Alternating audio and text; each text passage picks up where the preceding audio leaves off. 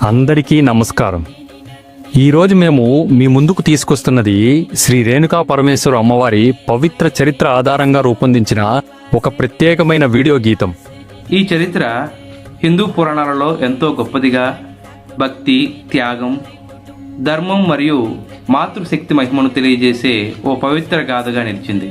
ఈ మహత్తరమైన చరిత్రను ఈ తరం వారికి కూడా అర్థమయ్యేలా మరింత స్పష్టంగా మరియు చిత్ర రూపంలో చూపించాలని చేసినదే మా ఈ చిన్న ప్రయత్నం. అందుకే ఏఐ సాంకేతికత సహాయంతో ఈ కథలోని సంఘటనలను జీవం ఉన్నట్లుగా చూపించే విధంగా విజువల్స్ మరియు మోషన్స్ రూపొందించడానికి ప్రయత్నించాం.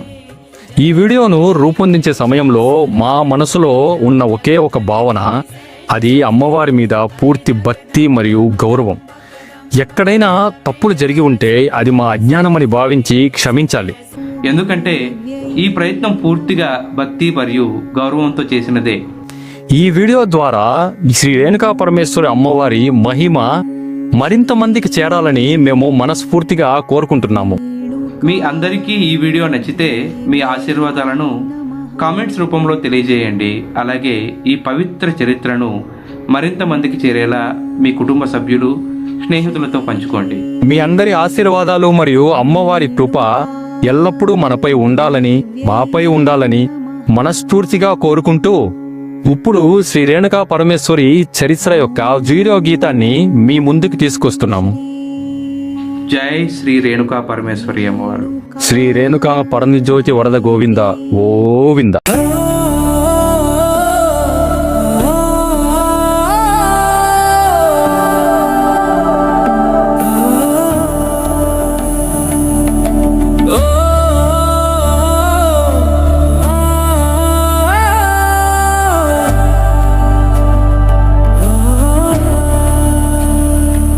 శివుని వరమున ఉదయించిన చిరుదివ్య జ్యోతి రేణుక,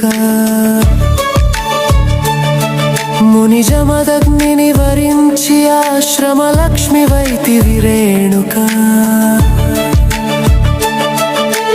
నిర్మలమల ప్రభ తీరానా భక్తితో సాగే నీ పయనం, చేతి గిన్నె లేకనే ఇసుకతో కుండను చేసెను నది,